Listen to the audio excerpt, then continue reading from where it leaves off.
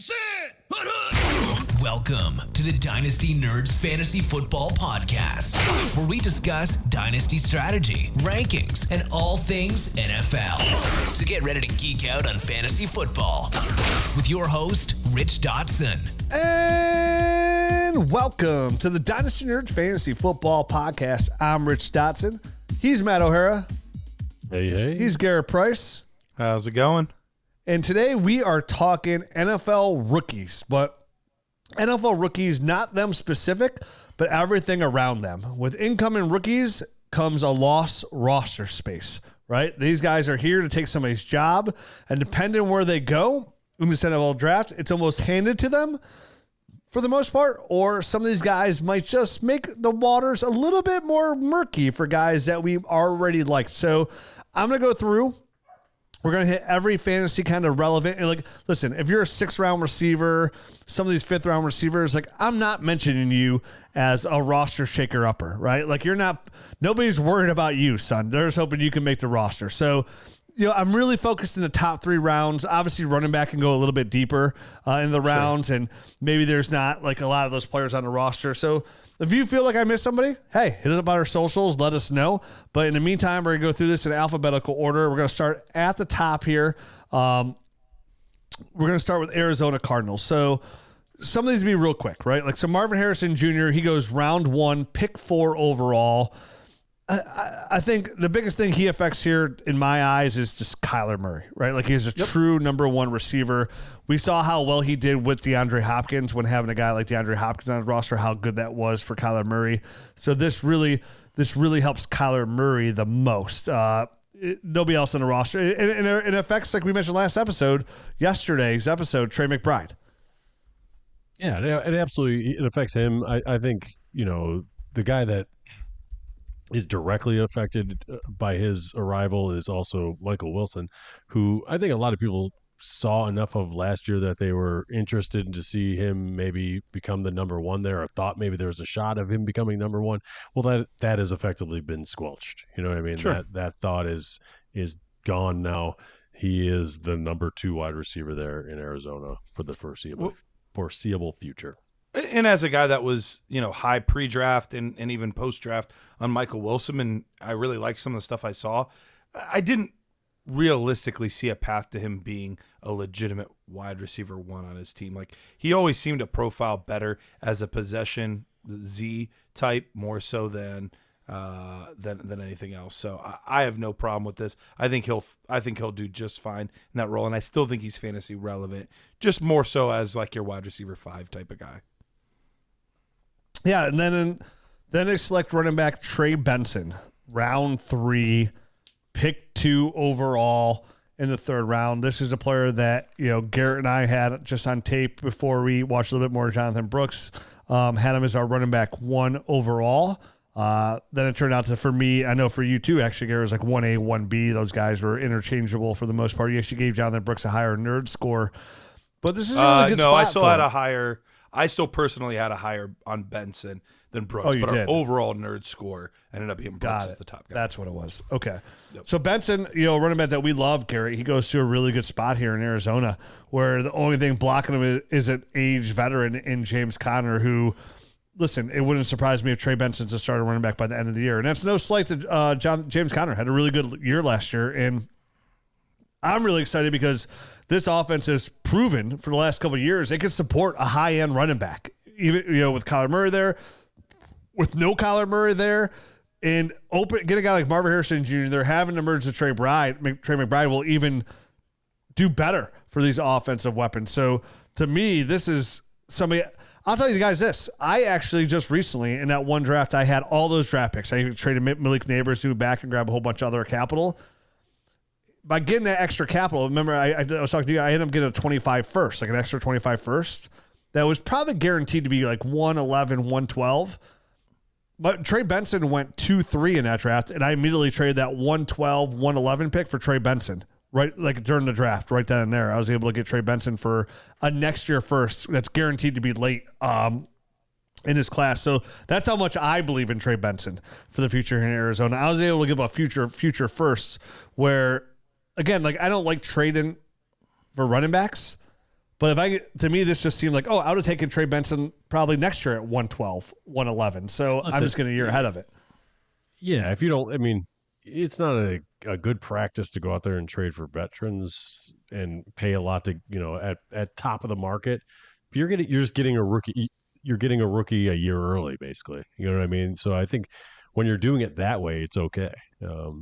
And Trey Benson is the future there. I don't think it's going to take very long. I mean, James Conner has had a wishy-washy kind of history of just injury and stuff like that. So it could be week 3. He could tweak a knee and we could see Trey Benson kind of take that role over and just never give it back. I mean, I could definitely see that being the case. But if not, James Conner, I don't have an exact age without off the top of my head, but he's at that age where he's at the cliff of his NFL career and for sure his fantasy relevance. So Trey Benson's he's on his way to just gobbling up tons of carries next year. The guy that I had 29 for what the it's other worth. guy that I had just gotten there as well. Tipp Ryman, or however you say his name, the guy that they traded up for basically in the 3rd round. Pick 18. What'd you say? Yeah, pick 18 in the 3rd round. It's a pretty high pick for a tight end to kind of just come in and block, and he moves well for a guy that's 270 pounds. I think he ran a 4.64 and a 7.02 in his 3 cone, so he can move for a big man. And I watched only a little bit of film on him pre-draft, but I liked what I saw from his movement skills. Any thought of, hey, this is going to be like more of a 2 tight end set here that they're running in Philly, where both these guys are kind of almost cannibalizing each other? That's the number one thing that came to my mind when this pick went off the board. You're right, a pretty high pick, round 3, pick 18, so smack dab in the middle of the 3rd round here. That's a pretty good draft capital when you have a guy like Trey McBride. And I was like, wow, I wouldn't be surprised. Like, they have Marvin Harrison Jr. They don't have a lot of weapons there whatsoever. So even if you put Michael Wilson on their side and you have Marvin Harrison Jr., they might just be running a lot of 12 personnel, right? Like, hey, we have Trey Benson running back. We're going to put 2, like you said, a lot of people are keeping stuff short, sweet, underneath right now. We're going to run 12 personnel. We're going to put Tipp Ryman out there and Trey McBride and then Michael Wilson and Marvin Harrison. I mean, those are some big weapons, right? Like Marvin Harrison remember like how small, like historically, like Arizona receiving corps was? Now maybe they run like 12 personnel. Even Trey Benson's 6'1", 220, somewhere on those lines. He's a big boy, yeah. I think Trey's 6'2". He might, he's definitely tall. Tipp Ryman, Trey McBride, Marvin Harrison, Michael Wilson. That's some big weapon core, but unless they just want him to block, I mean, he can block, but you're right, man. He's an athletic tight end and actually can move. So it's gonna be interesting where he goes. Probably pretty good value in tight end rookie drafts. But does that affect at all Trey McBride? Does that worry you at all about Trey McBride? I guess is what it worries, because that's what we're kind of focused on with this show. We're not talking about Tipp Ryman. What does Tipp Ryman affect? Does this affect anybody else around him? I don't worry about it too much. I think McBride is established enough, and he does. Ryman, at least for the time being, is presumed to be more of a blocking back, so I wouldn't be overly concerned. But like I had in the last show, I don't think he necessarily needs to be tight end 2. I think he should be towards the bottom end of that tier. So for me, that doesn't change much. But for other people that might have him up there, even just the loss of 10 to 15 targets could move you enough there. And some people might not even know. They're like, wow, I didn't even know the Cardinals drafted Tipp Ryman in the 3rd round. I have Trey McBride. Right, that might worry. There hasn't been a lot of talk about it because he was a 3rd round draft pick going to a team with a presumed starter and a presumed stud. So no one really wanted to, bring it up. Because just for the record, before we move on, Trey Benson was only 6'1". I don't know what I was thinking with the 6'2". And just to go back to Tipp Ryman too, like, who here doesn't want Isaiah Likely on their roster? Very true. Everybody does. Could be that. Everybody does. Yep. Okay, moving on to Atlanta Falcons. There's one player to talk about. Michael Penix, round 1, pick 8. Who's the effect? Obviously affects Kirk Cousins' value. Kirk Cousins just signs this 4-year, $100 million contract. Some people probably got real excited and saw like, wow, I'm gonna make finally I'm gonna make a move for Kirk, right? Like I'm gonna give up a first, I'm gonna give up a second, and then here the team does this. It's kind of like when you had DeAndre Swift and the Lions take Jahmyr Gibbs. You're like, wait a minute. What's going on here? Or we're talking about insulation. Like you drafted Josh Rosen, your rookie draft, and there very next year they take Kyler Murray. You're like, wait a minute, this is not as bad as that. But this kind of really blows up Kirk Cousins' value because what are you really going to give up for Kirk Cousins now? Thinking, hey, like everybody keeps saying 2 years, and Matt, we kind of talked about this before. Where like it could be just 1 year. Like it could be 1 year. They get out for. We don't know how he's going to come back from an Achilles injury. We don't know if he's going to be 100% healthy. If he's not, say there's a reason he can't start the year fully healthy. If they even give Michael Penix a shot here, does he ever get his job back? Could you possibly take the job from him? If you spend a top 8 pick from him and he comes out the gates shooting like a wild man. So for me, I think this obviously you're excited about Drake London, Kyle Pitts, right? Because now you have like at least a long-term answer behind Kirk Cousins. Like you're already excited that Kirk Cousins was coming in. I think you're a little bit more excited about Kirk Cousins because he's proven to be a factor and supporting high-end fantasy weapons. But at least now you have the comfort as well of knowing, hey, I got a really good young quarterback coming in with a really good arm who's a really accurate quarterback outside of Kirk Cousins no matter what happens. No doubt. I'm sorry. I'm about to sneeze. I'll go ahead. So with this, you take that. With this for me, I actually think this is low key a buying opportunity for Kirk Cousins because everyone has the same thought. Like, how long is it going to be until Michael Penix is the starter? And in my book, I think you're absolutely right. Could it be 1 year? Yeah. Could it be 2? Yeah. Like we don't know exactly how long it's going to be. But Kirk Cousins was playing as a top 6 fantasy quarterback last year. And there's some pretty good weapons here in Atlanta. So I think he's still, assuming health, has a good year this year. And we saw it. There's a reason 6 teams took quarterbacks in the top 12. This league is sorely desperate for quarterbacks. There'll be somebody, even if it's another bridge for 2 years after that. You're telling me you get another 3-4 years out of Kirk Cousins? I think that's a good buying opportunity with how much he's falling now in ADP and in drafts. So I like the opportunity. Kirk Cousins, quarterback of the LA Rams, with Puka Nacua and Cooper Kupp. The Rams traded X pick for Kirk Cousins. And Atlanta picked up X amount of the contract. Yep. Yeah.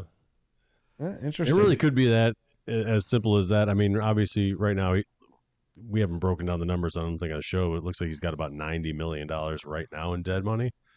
But after this year, they could split what's left and save money against the cap. There's only $65 million in dead money after this with a $40 million cap hit. He could be gone. They could split that up. And yeah, he may be a $40 million backup. They're paying the money. They don't care. It's already paid for. So interesting one. Again, we thought he was great value in startups ADP last year, and he's great value in rookie drafts. I'm in a Kings Classic Dynasty League with the creme de la creme of the Dynasty community. I got Michael Penix at 2.6. Ayo. Just the other day. Like, thanks, boys. Thanks, Waz. Next on the list is Baltimore. They take Garrett's best friend, Tez Walker, in round 4. Does this affect anybody besides Garrett's broken heart? Nope. Okay, moving on. I don't think it does. I think we're good to go. He didn't take anyone else, huh? No, that's it. Yeah. They took Rasheen Ali in round 5. I'm sorry, Rasheen Ali round 5 too. I'm sorry. I have no idea how I didn't have that in there. No, you're I good. lost a bet. He went pick 31 in round 5. So Rasheen Ali is basically a 6-rounder. No, there's the compensatory picks after that as well. If he had all before that, if he had all the comp picks, all those 3rd round comp picks and 4th round comp picks, he's like a mid 6-rounder. Take your L. Enjoy it. I'm a loser, Gobble. I'm the opposite of Jameis Winston. I'm gobbling these L's. No, for me, Ali even though he went around later, he's the one that I think affects things more than Tez Walker. I think Walker, he'll be their third, fourth receiver on a team that's not going to ever throw it to him. He'll get 15 catches a year. But Ali is interesting because it's a team that runs the football a lot.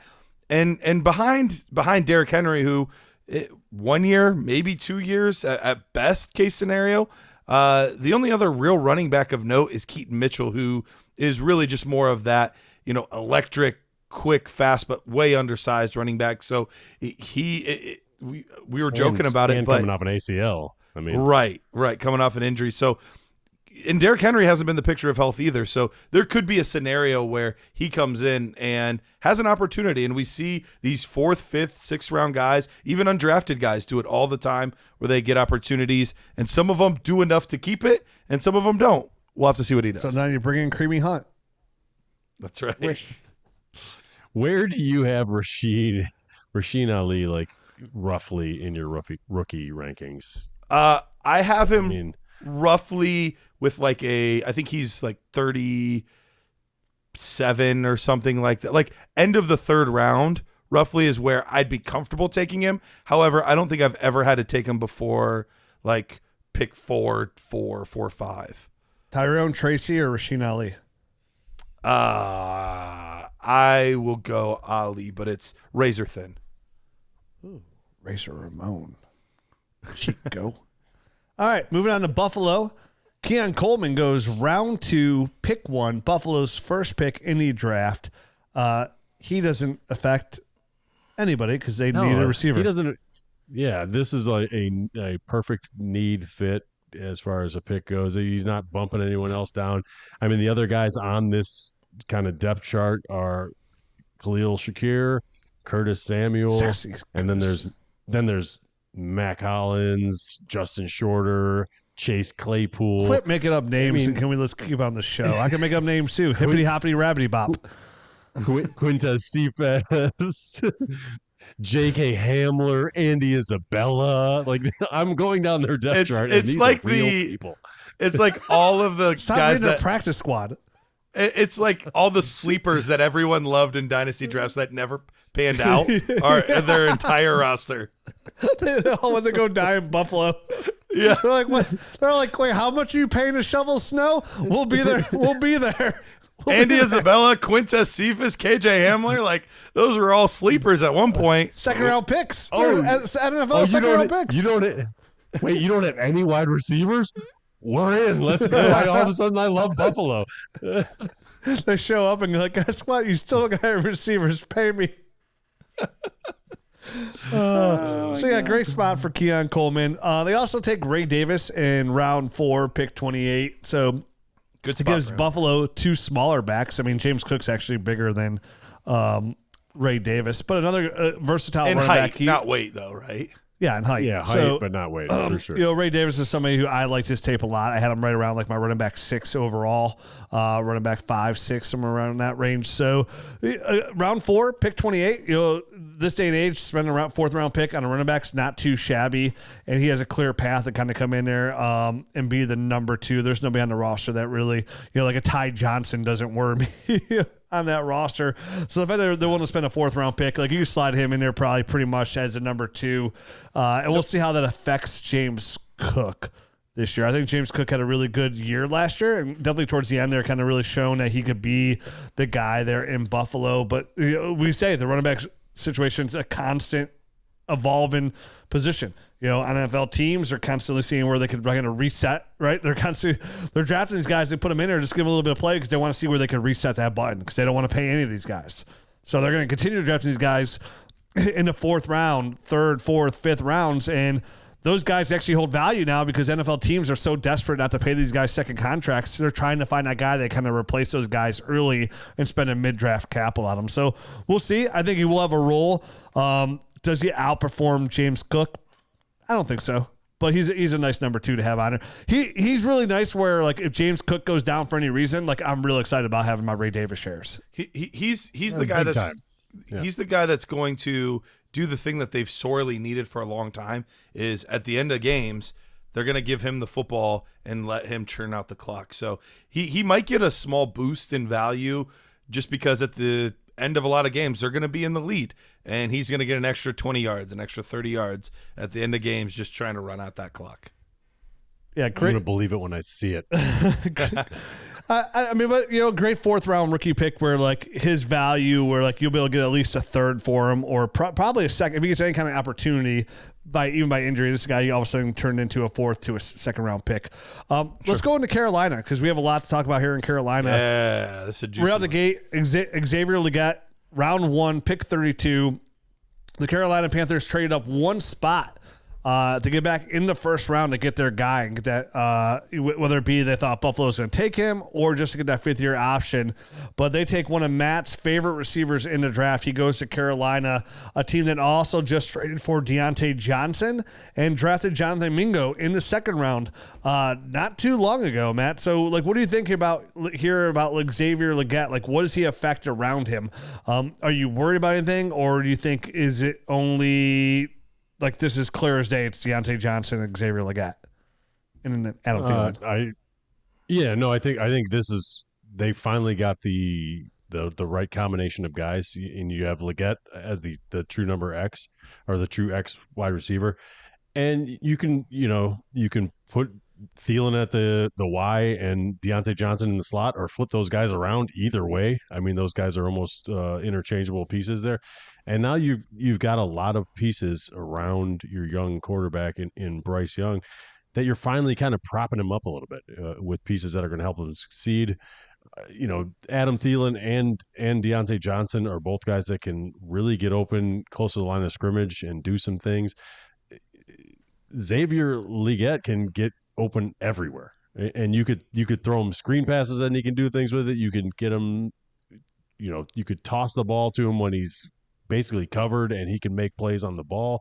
So I do think this is a really nice fit in. And unfortunately, it's those 3 guys, and that pushes guys like Terrace Marshall, see you later, Jonathan Mingo, who knows, like you're really backburnered at this point and kind of hoping for an Adam Thielen departure next year to gain any value back on a guy like Jonathan Mingo.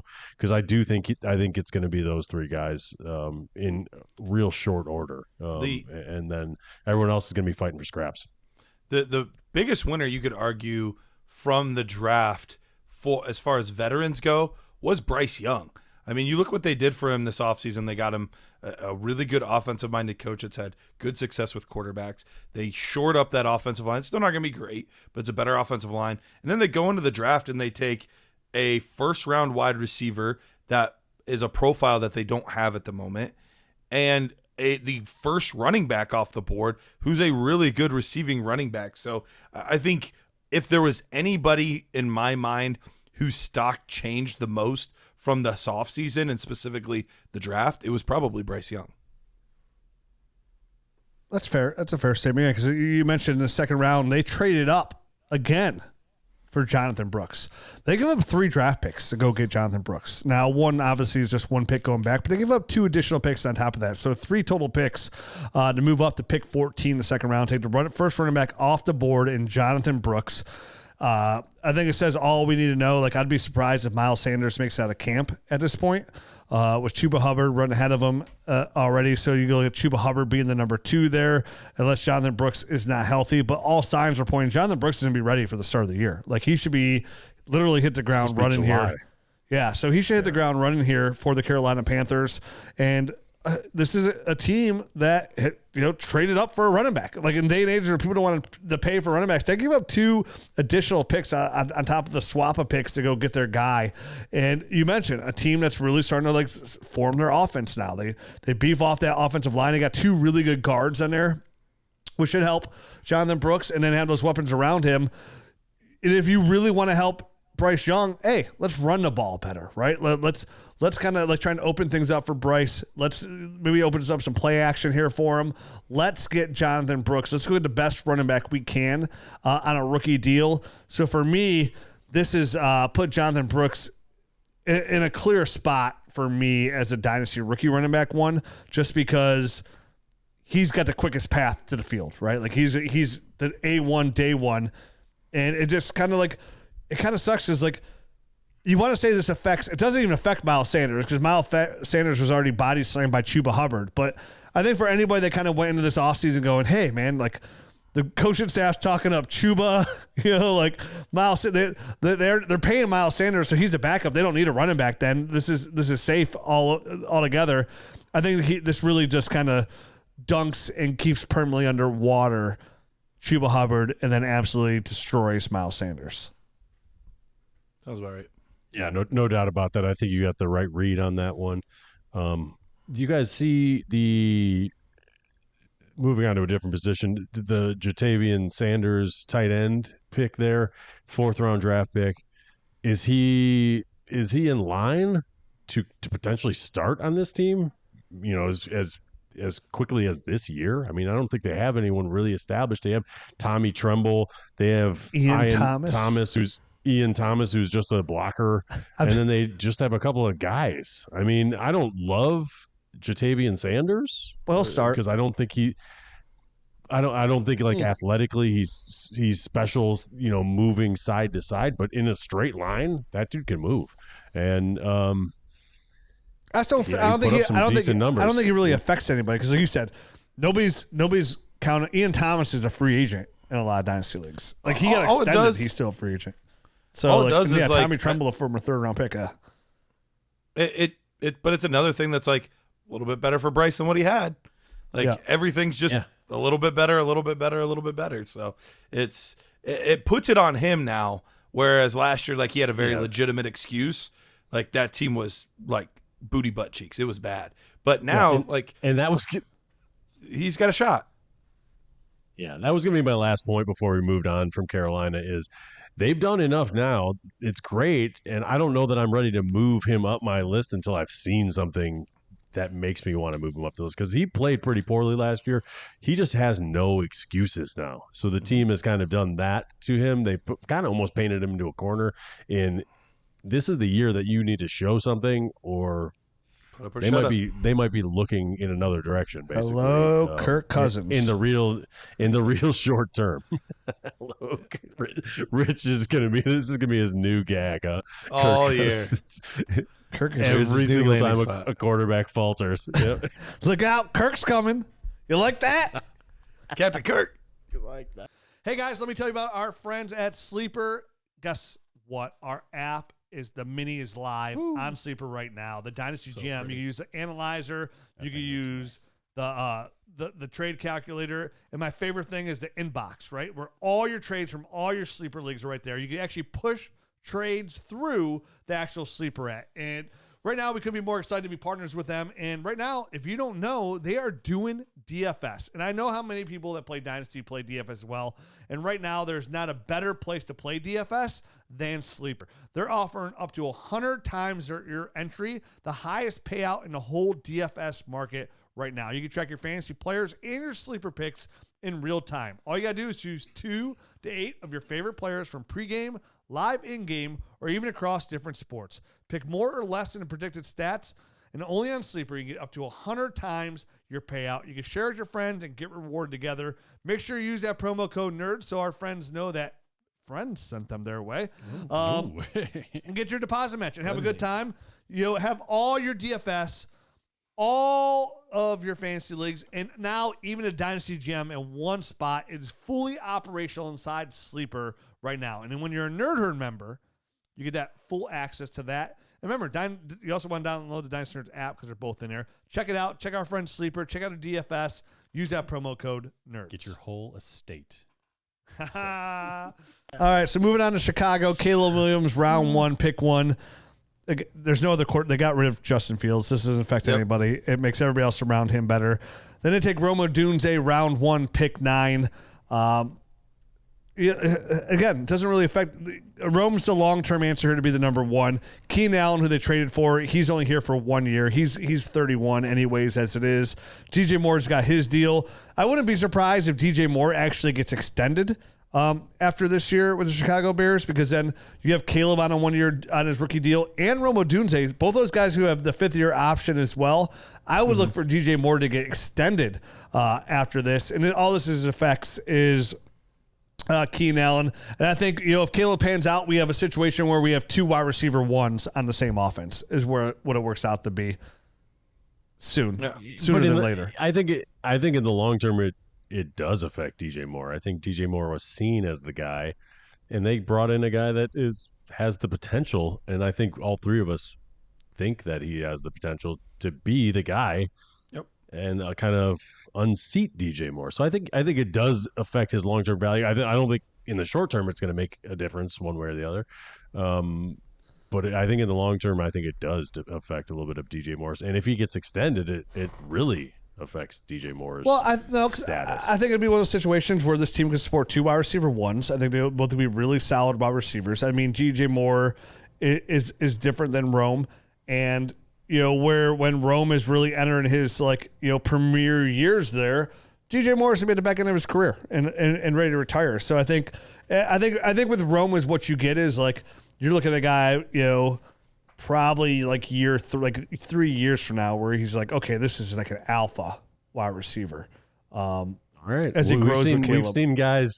We've seen guys in recent years come on a lot quicker. Yeah, you're right. If Odunze is a guy that clicks right away, we could see DJ Moore's value go from, hey, this guy's a borderline, wide receiver 1, a 10, 11, 12, 13 guy, to a guy that's 18, just because all of a sudden he's the second best wide receiver on his own team. And that's just where those guys end up. The T. Higgins is, what I mean? Those guys fall. But we've also seen year after year of these guys that come in and they're these teams that support 2 wide receiver ones. You know what I mean? We see it year in, year out. Whether it be San Francisco. Rich, so I think it's possible that this will be just fine. I hear your point that there are teams that can support that, but you have to admit it's hard to do that year after year after year. For sure. So and I'm not talking about where he's going to finish. I'm talking about his value. Okay. Out on the open market, I think there's a value decrease if to DJ Moore if Rome Odunze blows up. Well, it's with people in the industry pooping on DJ Moore like you have, it's already depressed. I'm not trying. We'll scoop up that value. Come around. Your work's already done. Look what you did in Chicago. I'd come around on DJ Moore, but now I'm coming off of him. That's better than Adam. Moving on to Cincinnati. Couple picks here. The first one I want to mention is in the first round, pick 18. They took Amarius Mims, offensive tackle. I want to mention some of these offensive tackles and offensive linemen that go in the first round because what does that do? That helps Joe Burrow, who gets knocked on his ass every single year and gets a boo-boo, and people are sick and tired of it. This helps Zach Moss. This helps. A good offensive line helps every offensive weapon around him, so that's important. And then they take Jermaine Burton. I said last episode that this is probably one of my most pick. Yeah, I have so many Jermaine Burton shares, but they get him in round 3, pick 16. They're not even negotiating with T. Higgins at all. They haven't. T. Higgins said they haven't even offered, they haven't mentioned a contract to him in over a year. So they have no interest whatsoever in signing T. Higgins long term because they're still figuring out how they're gonna pay Jamar Chase. And they're trying to soothe over this boo boo with Trey Hendrickson. So Jermaine Burton, round 3, pick 16. We heard about some off-field issues, but hey, that falls right in line here. Jamar Chase didn't have any off-field issues, but a wild guy, Jermaine Burton, round 13. We really like this tape, and this is a really good path for him to slide in and be the number 2 weapon with Joe Burrow and Jamar Chase, and Jamar Chase drawing all that number 1 coverage. Is this a player that you think could climb the ladder and find T. Higgins kind of ADP dynasty value down the road? I mean, I think the path is already set there ahead of him, and you just laid it out perfectly. The Cincinnati Bengals are just going to have a hard time paying all these guys. They're a cash poor organization. You didn't say that this week. You've said it in the past, but I just wanted to make sure we said it again. And the moment you pay guaranteed money to a player, it's got to go in escrow. So they're just having a hard time figuring out, juggling all the balls, figuring out who to pay and how to do it. And T. Higgins hasn't even heard back basically from the team. So this is like a one and done deal, I would imagine. for him in the franchise tag, which lines up perfect for Jermaine Burton to just slide right into that number 2 spot. I think next year T. Higgins is gone, if not by the trade deadline, and Trey Burton is just naturally going to fit in there. So yeah, I think this is a great spot. They got him in the 3rd round. It was a steal of a pick because he's a very clean prospect coming in. He's a good route runner. He does everything really well. He's got good movement skills. He everything that you want out of a professional style wide receiver, he does already. So there's not going to be a huge learning curve for him. I mean, there's a learning curve for everyone, but it's not going to be giant. But he doesn't need to be ready for 12 months anyways. So like I said, I think what this affects is it tells us all we need to know about T. Higgins. It really does. This is more of a T. Higgins. Yeah, it's a more of a T. Higgins indicator than anything else. And the kind of Iowa tight end, Erick All, round 4, pick 15. Does it? Yeah, I mean, how does it affect Mike Gesicki? Yeah, exactly. This is a, hey, if Gesicki works out, great. Now we have Gesicki and Erick All. No, they don't. He's only on a 1-year deal. Well, they can always re-sign him. I mean, now if he puts up a stud year, the guy's going to sign a 5-year, $80 million contract. Yeah, with the Kansas City Chiefs.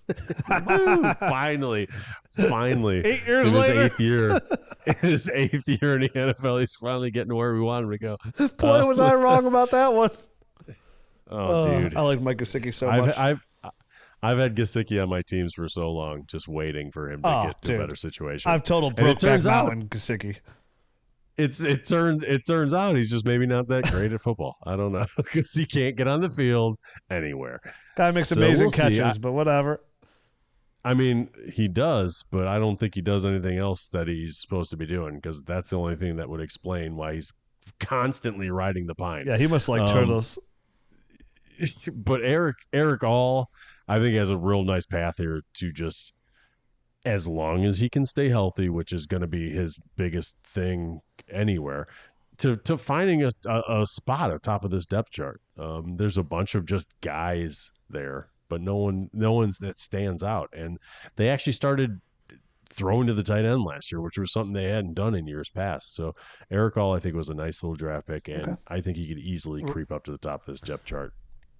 Real quick, I haven't touched on the Bengals yet, but Zach Moss, huge winner from this draft. I thought Bengals, and we'll touch on a few other teams that could have easily taken a running back, chose not to. Zach Moss was one of those guys that was on the bubble for me, and he ended up being a really, really big winner. You add in that they added an offensive lineman, total slam dunk. And then on Burton, just on him as a player, I'm with you. I talked about him in a recent YouTube video. He's a guy that I would be willing to take at like 2.7, but I'm constantly getting at 3.7, and it's just amazing. So and that's goes back to that last show when I was talking about using ADP during rookie draft picks, or making decisions based off of that. Like, he's probably right up there with another guy, but you're like, I can just wait around. I can get this guy and wait around and still get Jermaine Burton. It'll be fine. Absolutely. All right, moving on to Dallas here, Matt. Tyler Guyton, and they took Tyler Guyton, offensive tackle, round 1, pick 29, and took a guard in the 3rd. I just want to mention that. Again, it helps Zeke. It helps whoever's running back there next year. It helps Dak. Just want to mention that's what they did to help everybody else around them. In Denver, we move on to Denver. But, wow, we got to get through these. I'm glad Gary got off. Yeah. But before we move on, Garrett had to go because there was a tornado warning at his house.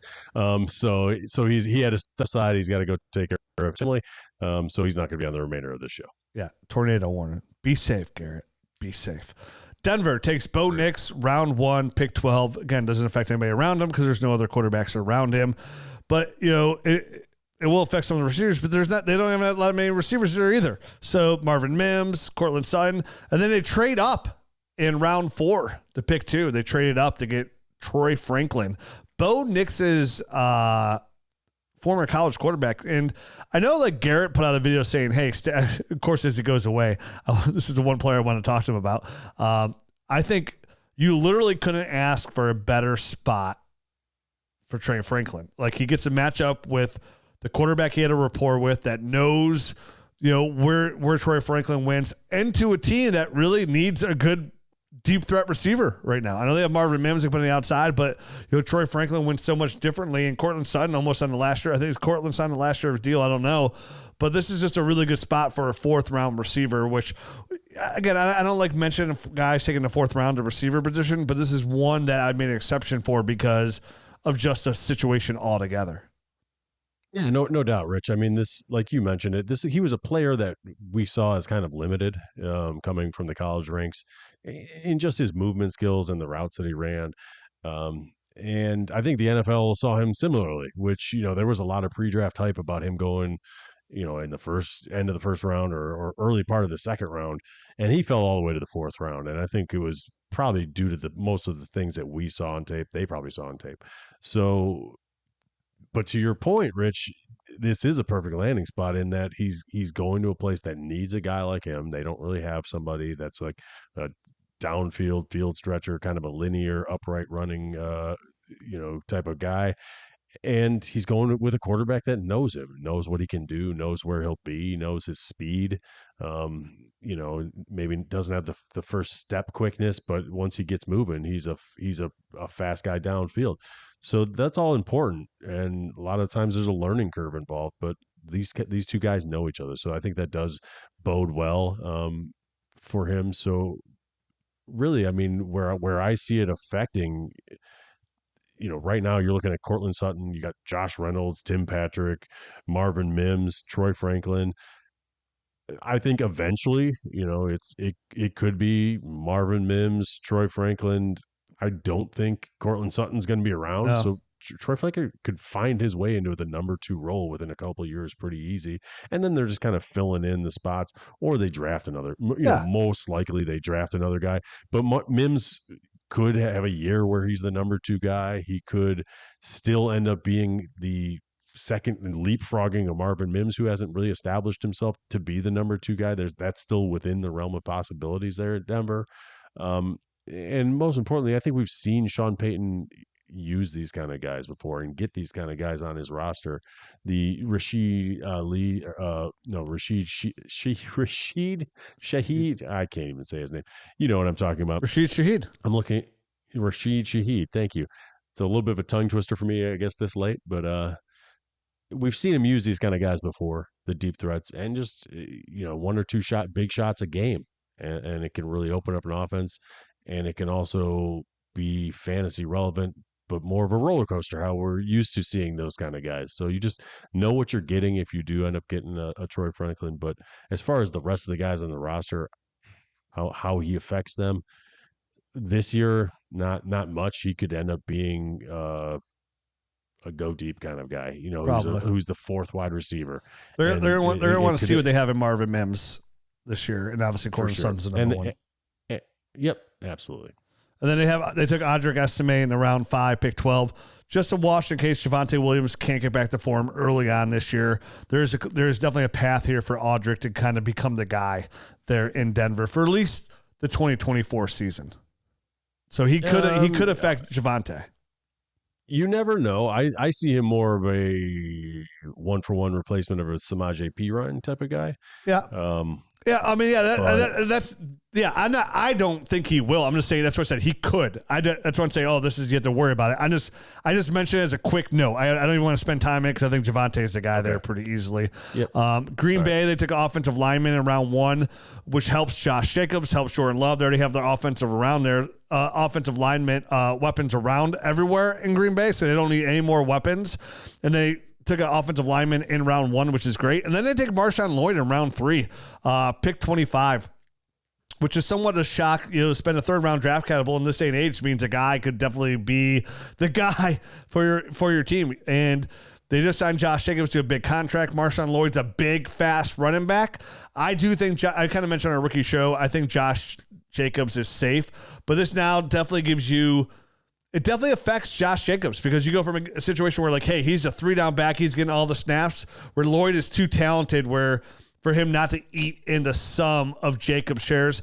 I think it's going to be more of like an Aaron Jones, A.J. Dillon kind of situation, so I'm not overly worried about Josh Jacobs from a drastic standpoint. It's just I think Lloyd's more talented than A.J. Dillon was coming out, and that's where it gets me just a little bit. He is definitely more talented than A.J. Dillon. And, if you go back to Josh Jacobs' year last year, I'm trying to pull it up right now. He was not a very efficient running back last year. He was in the 3-point-something yards per carry. So if that's the Josh Jacobs that they have there in Green Bay, it won't take them very long, I think, to pass the baton or kind of ease into the MarShawn Lloyd era. So we looked at that contract, and it's easy for them to get out of after this year, the Josh Jacobs stuff. And really there's some incentive for them to do it either way based on the money. MarShawn Lloyd, he's there to basically take over this job, in my opinion anyway. It might not be this year, but it's going to be next year, I think, for sure. Sad, I don't think it's going to be next year, but we will see. Hey, Dynasty Nerds, it's time to take your Dynasty game to the next level with FFPC's Dynasty Startup Leagues. Whether you're a seasoned pro or just getting started, FFPC has a league for you with entry fees ranging from $100 up to $5,000. Choose from a variety of formats, including Superflex, Best Ball Superflex, Triflex, 1QB, and Standard. With weekly lineups, waivers, trades, head-to-head matchups, and playoffs, FFPC's fully managed leagues provide the ultimate dynasty experience. Most importantly, the leagues are here to stay. FFPC has never had a dynasty league fold. They manage the entire commissioner experience from buy-in management to fulfilling your orphans. FFPC is perfect place to expand your dynasty league portfolio. And here's the best part. As a Dynasty Nerds listener, you can get $25 off any entry fee as a new member when you use the promo code NERDS. Head over to myffpc.com now to draft your team, manage your roster, and dominate your league with FFPC. That's myffpc.com. Promo code NERDS for $25 off any entry fee for new members. FFPC, where dynasty dreams become a reality. Definitely affects the situation. Houston took an offensive tackle in round 2, and they traded up for Cade Stover in round 4, pick 23. I don't think this really affects anything. I think Cade Stover is the long-term, what they hope to be replacement for Dalton Schultz. In Indianapolis, they take Adonai Mitchell in round 2, pick 20. Again, I think the only thing this really affects is Adonai Mitchell's rookie value. Michael Pittman's the X, which means they either move Adonai Mitchell to the slot, but you already have Josh Downs there, so he probably plays a Z. And to me, that hurts his value pretty solidly to me. This offense, I mean, they have the right coach. And if Anthony Richardson can turn to a stud quarterback, then yeah, Mitchell's a great go get it guy. But so is Michael Pittman, who they just paid. That's the thing. I mean, these two players they have similarities, but I think Adonai Mitchell moves better than a Michael Pittman. You know what I mean? He's got more X a little bit more X in him to me than a guy like Michael Pittman, who I like quite a bit. But you're not paying that guy that much money not to be the X. It's a sunk cost, Rich. I mean, if you have two guys that are really, really good, but one is slightly better at the X, but the other guy is getting paid more money, you don't care. You've already paid him. You just go to the Y, dude. Adonai Mitchell is better than you at this X, at being an X wide receiver. The money is going to keep him on the team. It's not going to keep him from getting targeted. Well, I don't think Michael Pittman Jr. is looking out in the stands trying to buy hot dogs. So that's my take about that. I don't think Adonai Mitchell messes with anything. Adonai Mitchell, when he's on point, to me, his good stuff, his tape of his good stuff was better than anything I saw from Michael Pittman coming out. Oh, yeah. I mean, you want to watch his highlight tape, it's pretty damn good. So was Treylon Burks. I know. Nah, I don't know, because I didn't like anything that Treylon Burks did. Haters gonna hate. All right, I didn't. So I'm fine with it. But Adonai Mitchell could eventually take this job and be the best wide receiver on this team. But I mean, you're not worried now, are you? Not this year. So if you have Michael Pittman, are you trying to sell him because of Adonai Mitchell? Is that what you're trying to do? You're like, hey, I got to offload this guy before his value sinks. It depends on where I'm at. It really does. If I'm in a rebuild and I just gobbled up some Michael Pittman, I might try to get out from underneath him. Okay. While the value's still hot, but if I'm a contender, no, I'm just going to ride that storm right out.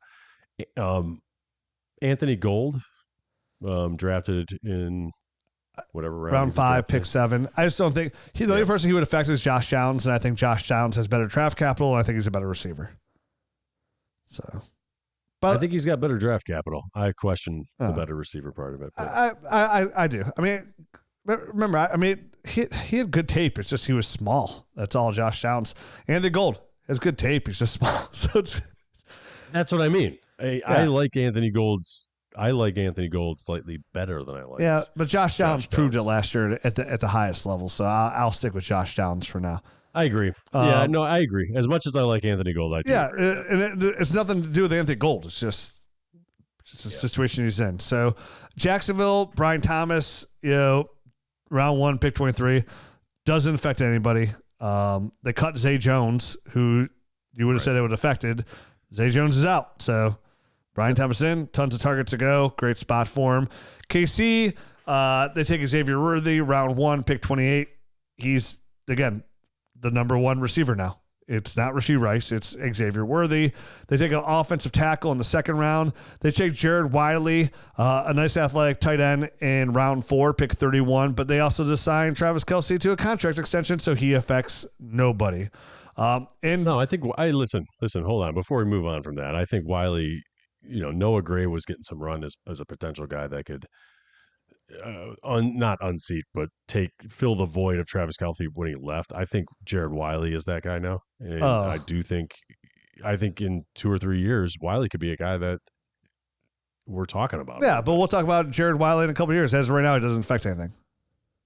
I agree, but I just want people to know how I feel about him, his long-term value. I think that dude moves really, really well. Yeah. He was one of my favorite tight end prospects, and he landed in a perfect spot for him. It is great value for Jared Wiley, but we're not talking value. It's not a value show. We're talking all right. Trust me. Otherwise, we can sit here and talk about, I don't want to stray because we still got some more teams to go through here. All right. And we're getting late. So we talked about the rookies. So, Las Vegas, they take Brock Bowers, round 1, pick 13.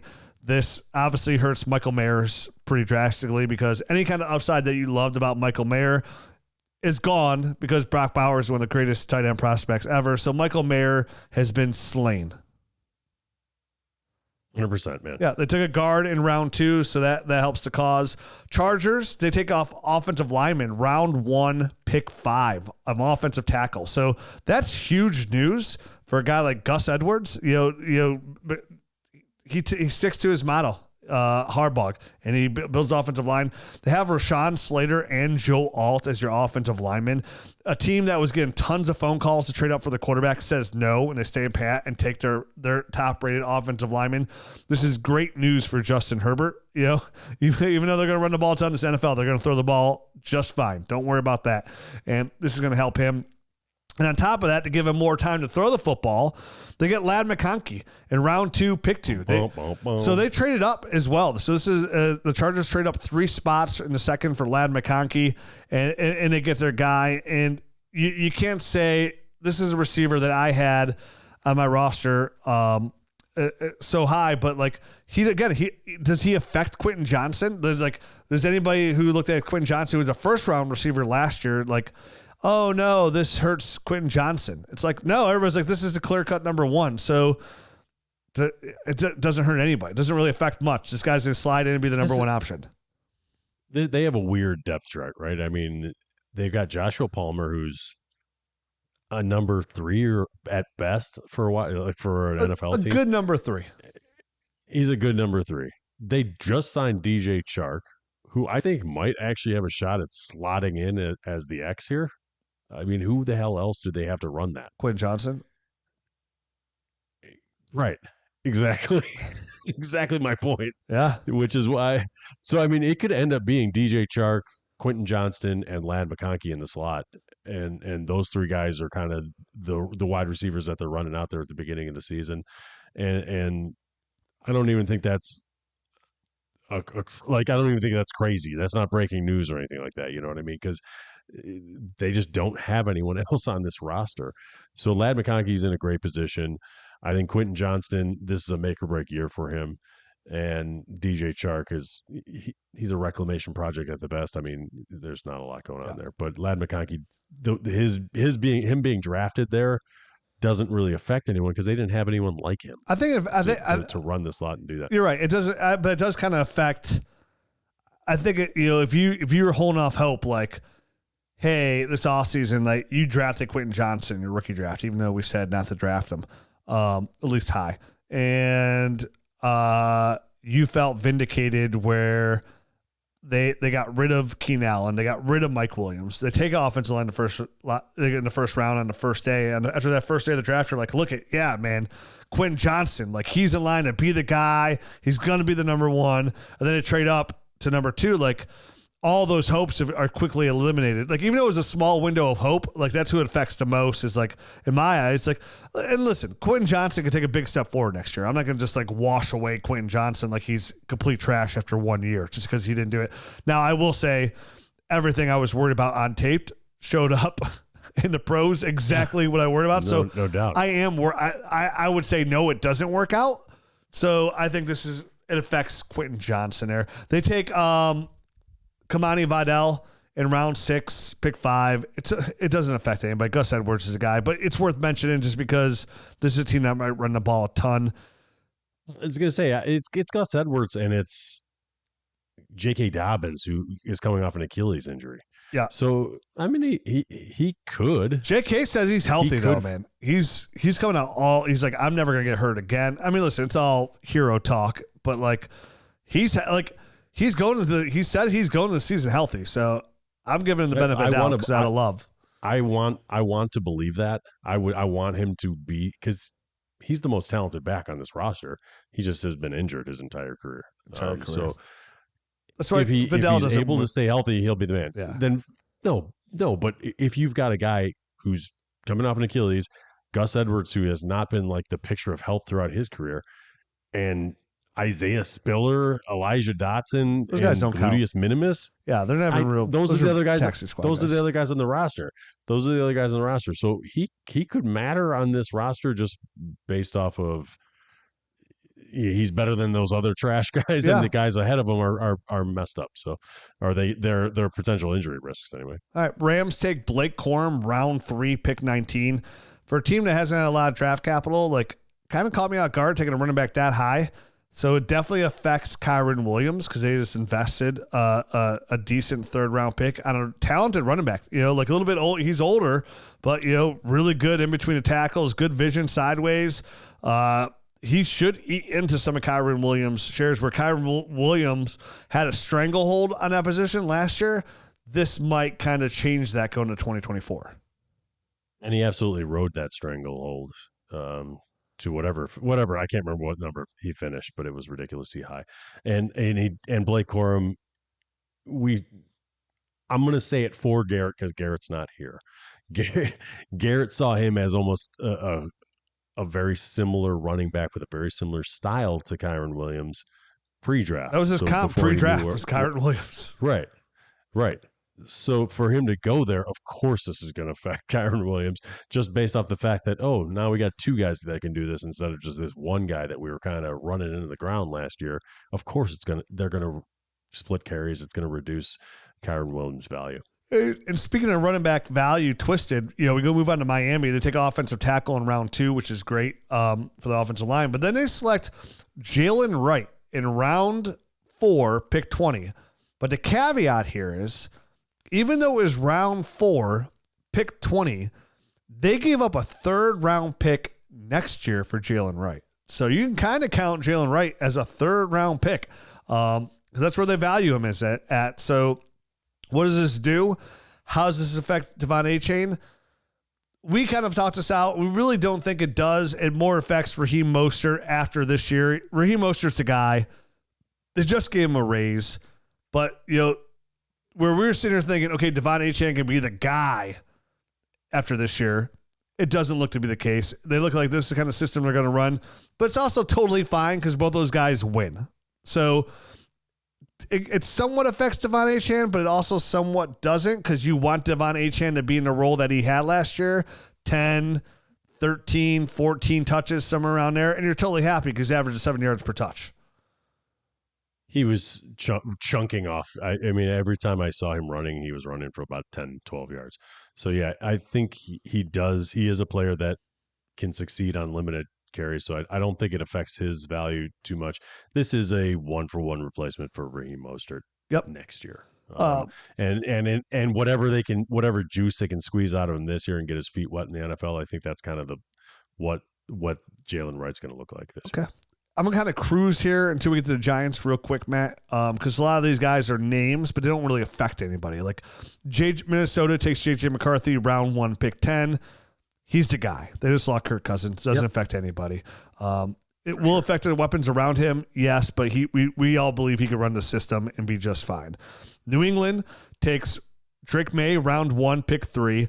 Jalen Polk, round 2, pick 5. Javon Baker, round 4, pick 10.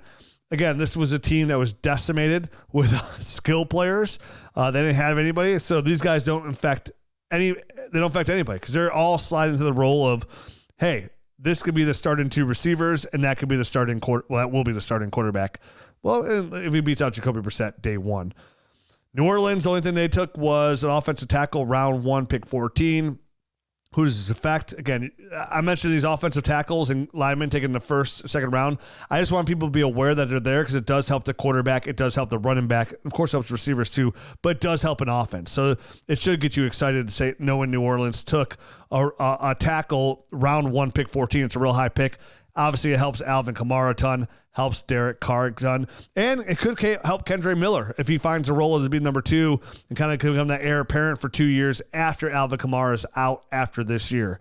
We get to New York. Can I tell you? Yeah. Can I tell you something real quick? I know we're trying to get out of here. We were doing that ADP show earlier, and I was looking through the ADP, and I got to Kendre Miller, and I literally could not remember who he was. I'm like, who the hell is this guy? I'm like, oh God. It literally took me about 10 seconds to figure out who Kendre Miller was. So. Wow. They go quick. I don't know if an offensive lineman's going to help that or probably. not. I mean, not next year's draft class is so deep at running back too. So, I mean, even getting down here to the Giants, they take Malik Neighbors, round 1, pick 6. Doesn't affect anybody. He's a clear guy there. They needed a guy. Theo Johnson, round 4, pick 7. A little sluggish. Darren Waller's reportedly going to retire. I'll take Daniel Bellinger. It doesn't really affect much here. They take Tyrann Tracy, round 5, pick 31. It somewhat affects Devin Singletary, but Devin Singletary is a guy. They paid him for the 1 year. He's going to get the opportunity. But Tyrann Tracy is going to be number 2. But it's a 1-2 combo punch. But it doesn't really necessarily affect Devin Singletary unless Tracy can come in there and be the guy. Behind that offensive line, that team, I don't expect that to happen right away. Nice player. Love him. Have a ton of shares because I think he'll get some value. But Devin Singletary is also usually healthy as well.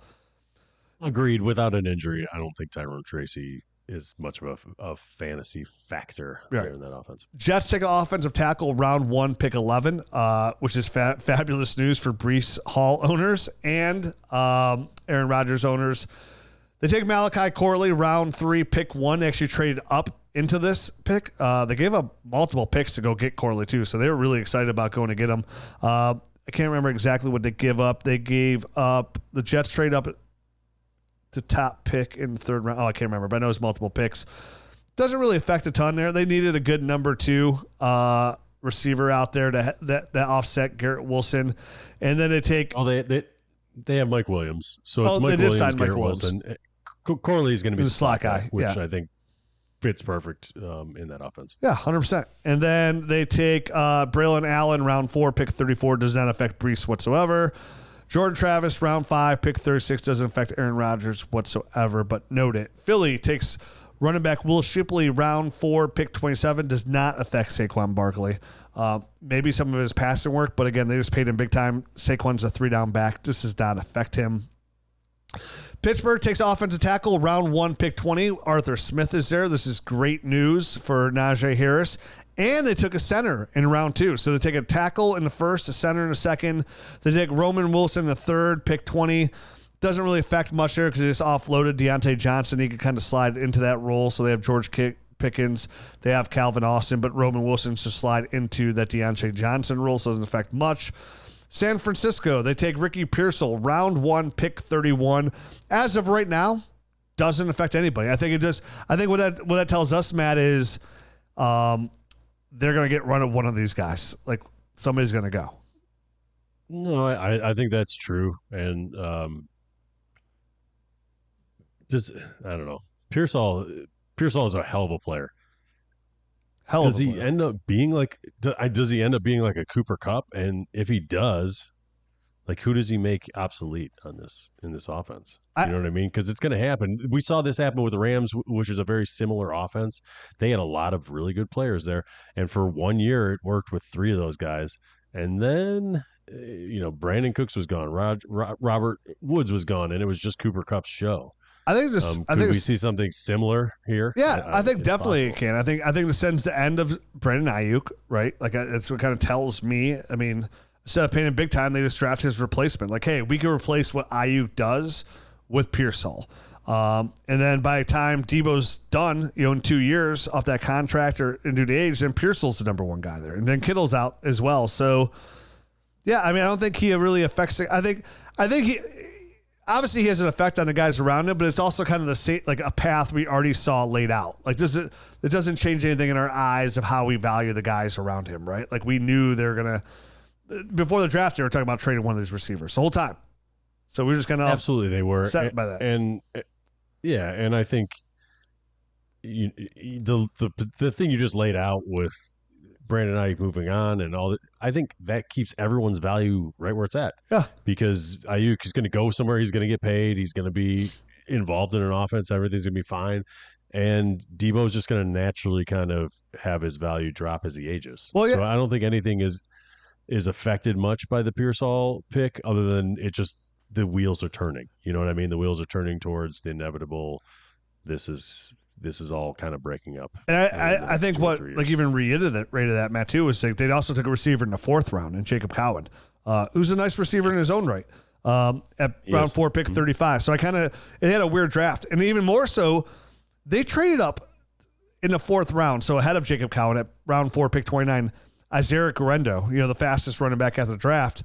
They trade up 37 spots, Matt. They moved up more than a whole round to go get this guy. That's how much Shanahan wanted him. Now, Shanahan has pounded the table for other running backs like this, and they've never done anything. But I just want to mention, he doesn't affect Christian McCaffrey a ton, but they trade up 37 spots for a speedster on a team that loves to run motion and loves speed. I mean, I think it's Elijah Mitchell who's most affected by this. I think he just hasn't been able to stay healthy. I think, that's what they're looking for in one of their running backs. That, hey, I got to have this like home run guy that I don't care if they're great every single down, but I want them to have the ability to bust off a big play here and there. And Mitchell was supposed to be that guy, and he just can't. He can't stay healthy. So, Isaac Guerrero, I can never say this guy's name, and I don't even care. Yeah, well, you know what? I mean, Guerrero could be that guy. His tape wasn't horrible. I just hated the fact that, like, he wasn't overly shifty and he was so easy to tackle. But, like, I do get a little excited here because, one, not just the fact that they traded up for him, but, like, just that Kyle Shanahan could do some night zone run schemes with him and kind of get him in some good space. And with that kind of speed, if he gets the right kind of space, maybe he could be a chunk player. Because at least in this offense, in this system, I'm a little bit more confident about him, like, getting those big gains kind of by or anywhere else he could have possibly, a couple other offenses, but, like, I didn't like how easy he went down. So you're right. He kills Eli Mitchell, Elijah Mitchell, and that's about it. Tampa Bay, they take a center in the 2nd round, which helps the offensive line. They take Jalen McMillan in the 3rd round and pick 29, a nice receiver coming off an injury year. But, with Mike Evans, Chris Godwin getting older, this is a couple years away. He doesn't affect either of those guys. I know they said they're going to move Chris Godwin back into the slot, which I love this year. So maybe McMillan gets some play on the outside. Bucky Irvin. Go ahead. Sorry. Jalen McMillan to me is kind of butting heads with Trey Palmer. Yeah. And I like both those players. Yeah. I do like McMillan more. So I could see him beating out a Trey Palmer and becoming, the Y to opposite of Mike Evans in the X and having like you said, Chris Godwin in the slot. So Trey Palmer is, I think, the most effective guy for me with the McMillan. It's a better way to word it for this show. Bucky Irvin, round 4, pick 25. I think he actually does affect Rachaad White, because where Rachaad White made his bread and butter last year was in the receiving game. It was not the running game. He averaged like 3.3, 3.4 yards per carry. Bucky Irvin thrives in the passing game. So, and some nice tape too in the passing game as well. Like if he can get involved in there, I think he really does. He has the possibility to actually like really hurt Rachaad White, who has really good ADP value. And we've been saying this for a couple months. Like you should absolutely be selling Rachaad White right now. 100%. I think Bucky Irving is a major. I wouldn't say major. It's not like Bucky Irving is a first-round draft pick at that position, but he is able to do a lot of the same things that Rachaad White does. So from that respect, it could be a major blow to Rachaad White's value. So if he does all the same stuff in the passing game, and even if he's just slightly more efficient running between the tackles, we could see a big swing here as far as Rachaad White's just usage in general. It's one I'm very interested to see how it plays out. I've actually got a lot of Bucky Irvin shares in my rookie drafts. Like just the way it worked out. Like I have a lot of running. I went so far, like I've gone running back heavy in a lot of my rookie drafts, like very heavy. I am in a rebuild in our one Superflex league, that the Dynasty Nerd Superflex league. And I still ended up getting Bucky Irving, even though I wasn't like shooting for running backs at all, because he just fell to me. And I was like, I think I need to take him here. I can't remember what pick it was, but it just made sense. Yeah, 4th round value there if he's slipping in and out in that range. Just like, because the path is there. It's just value. Tennessee. Yeah, and for me in a rebuild, I was like, hey, if he works out, I can sell him for more than this right now. For sure. Like I don't want him in my lineup because then he's making my team better and my draft pick worse, but I can sell him and make a profit basically. Tennessee takes J.C. Latham, offensive tackle, round 1, pick 7. That's going to help Will Levis. It's going to help the ground game with Tony Pollard and Tajay Spears. Washington takes Jaden Daniels, round 1, pick 2. Doesn't affect anybody. He's the guy day 1. Ben Sinnott, round 2, pick 21. Doesn't affect anybody. Logan Thomas is gone. Luke McCaffrey, round 3, pick 37. Interesting pick. It does not affect Jahan Dotson's going to get his chance this year. Terry McLaurin's the number 1. I think all this tells us is like, hey, this guy come in. We know this is a player that just started playing receiver because he was playing quarterback, still working on his game. This is a good spot to go work on it with. Definitely a guy like Terry McLaurin there who's a pro's pro. So I don't think it affects much down the road. This is probably they're trying to see if they maybe possibly can find a replacement for Terry McLaurin, who's a little bit older down the road, maybe 2 years. I mean, I think he'll start off in the slot, right? Yeah. And see if he can work his way out from there to a Y type of role. I don't know that he's an X, but who knows? Okay. And then I'm going to end the show like this, and then Matt can give you his goodbye in a foreign language. The draft also affected, I want to mention these receivers that were affected that, Garrett mentioned, like Gus Edwards was a big winner. Zach Moss was a big winner, and Chase Brown. Devin Singletary was a winner. There's a lot of winners. Zamir White was a big winner. In the draft at running back. Here are some big winners at receiver that, because of the NFL draft where nobody got drafted. I just want to remind this as well in case you want to go. We mentioned all these who they affect where you could go make trades. Maybe you want to go trade for some of these guys as well. Detroit didn't draft any receivers. So Amon-Ra St. Brown, Jameson Williams, a big winner. They also have Khalif Raymond, Donovan Peoples-Jones. Green Bay didn't take any receiver. They obviously didn't need to, but it's a big win for Jaden Reed. It's a win for Christian Watson. It's also a win for Romeo Doubs and Dontavian Wicks. Houston didn't take a receiver. Obviously, they went out and traded for Stephon Diggs, but still a win. Again, they redid that deal. Stephon Diggs is only there on a 1-year deal, so it does not affect the long-term deal for Nico Collins still, and it still doesn't hurt Tank Dell. Kind of a surprise here for being a deep draft. I know they took Brock Bowers, but Las Vegas did not draft a receiver. This is big news for not really Devontae Adams, but all your Jacoby Myers shares. Like if you're looking to go trade for a receiver right now, to find some value, like who could, and I mentioned Jacoby Myers probably a month or so ago, like under the radar kind of guy who finishes like wide receiver 28 somewhere around there that nobody's talking about. You go out and make a trade for that's in line to potentially do the same thing, be a high end wide receiver 3, low end wide receiver 2. Jacoby Myers was a big winner because of this NFL draft. Minnesota doesn't take any receivers, so obviously no big deal. They have Jordan Addison and Justin Jefferson, 2 first-round receivers, and then Powell's the 3rd receiver there. And then another big winner, Jackson Smith and Jigba. Seahawks didn't take a receiver. DK Metcalf, Tyler Lockett, Jackson Smith and Jigba, all winners. That's it. That's the NFL draft. That's how it was affected. You forgot Jake Bobo. That's it. That's how the NFL draft has been affected. A long show, but a must be done show. Absolutely. Adios.